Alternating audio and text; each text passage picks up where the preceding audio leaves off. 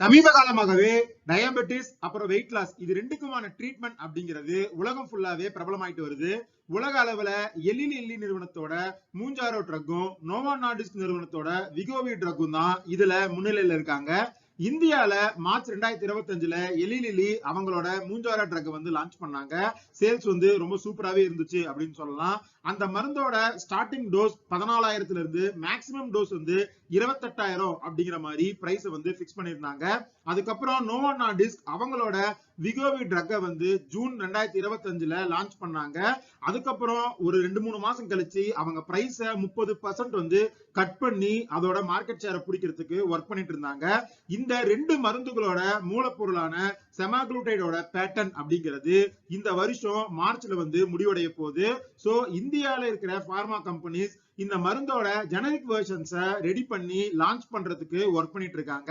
Doctor Reddy Novo நார்டிஸ்கோட Wegovy ட்ரக்கோட generic வெர்ஷனை மார்ச் 21, 2026 லான்ச் பண்ண போறதாகவும் அதோட விலை விகோவி பிரைஸை விட 50ல இருந்து 60% வரைக்கும் கம்மியான விலையில இருக்கும் அப்படின்னு சொல்லியிருக்காங்க. அது மட்டும் இல்லாம இந்த ஜெனரிக் வெர்ஷன் ட்ரக் அப்படிங்கிறது ஆல்ரெடி 1.2 கோடி அளவுல ப்ரொடக்ஷன்ல இருக்கும் அப்படின்னு சொல்லி அப்டேட் பண்ணிருக்காங்க. இவங்க மட்டும் இல்லாம இந்த ஜெனரிக் வெர்ஷன் ரேஸ்ல சன்பார்மா, சிப்லா, ஜைடஸ் லைஃப் சயின்சஸ் இந்த மாதிரியான கம்பெனிஸும் வந்து ஒர்க் பண்ணிட்டு இருக்காங்க. சோ அவங்களுமே மார்ச் 2026க்கு அப்புறம் அடுத்த லான்ச்சஸ் வந்து பண்ணுவாங்க. ஒட்டுமொத்தமா இந்த செமாக்ளூடைட் மருந்தோட இந்தியன் மார்க்கெட் சைஸ் அப்படின்னு பார்த்தோம்னா 2024லயே $25.8 மில்லியன் வந்து இருந்திருக்கு.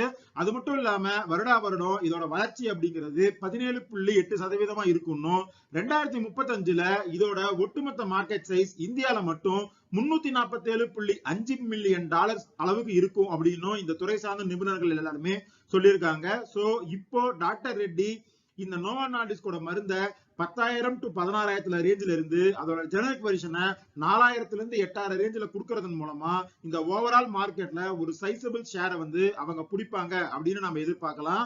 இது லாங் டேர்ம்ல இந்த கம்பெனிக்கு ஒரு நல்ல ரெவென்யூ ஜெனரேஷனாவும் இருக்கும் அப்படின்னு சொல்லி கம்பெனி வந்து சொல்லியிருக்காங்க.